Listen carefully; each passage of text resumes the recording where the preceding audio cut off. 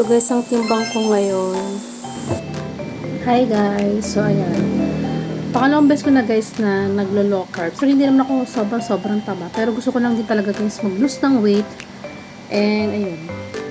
So ito guys yung aking meal today. Hindi naman ako lagi nag-i-steak. So kahapon, ang kinain ko ay dalawang fried chicken, isang hard-boiled egg, tsaka tomato, tsaka cucumber. So, ngayon guys, meron tayong steak, meron tayong string beans, meron akong 2 eggs, tsaka garlic. Yun, tsaka sa steak.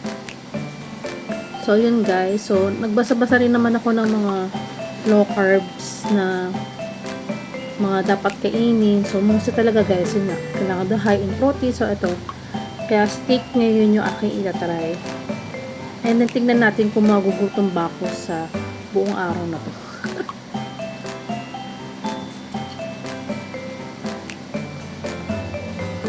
Kasi guys, sa totoo lang, puro ko simula. Nakailang time na ako mag-diet guys, pero puro ko simula. So hopefully dito, madire-diretso ko na siya.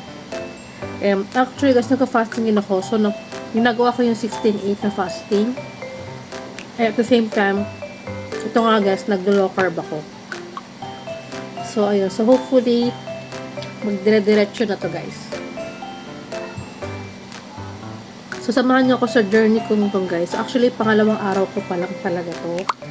Pero before guys, na-try ko na siya ng 1 month no rice. So may changes naman, kaya lang mali lang yung way ko. Feeling ko kasi nga parang kulang ako sa protein. Kaya minsan pag nag-crave ako at napatikim ulit ako ng rice, ayun, bumabalik ako sa dati kong protein. So hopefully ito na yun guys. So ayan, i-vlog ko siya dito sa YouTube para makita natin yung progress.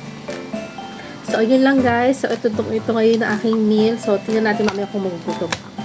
Yun lang. Hi guys. So, ngayon, ayan. Nag-walking tayo ngayong gabi. So, guys, diba siguro around 12 nung kumain ako kanina. So, ngayon, anong oras na ba? Ayan guys, 6:59. And, hindi pa ako nagugutom. So, more on water lang. Kasi siguro dahil mainit din ang panahon. Kaya, ayun, tubig-tubig lang tayo kanina.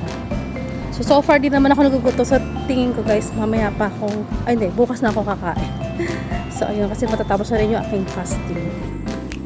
Yan, quick update lang tayo. So, 8:25 na and naka 10k steps na din. So, ayun guys. So, see you tomorrow guys. Pauwi na kami ngayon. Yun lang.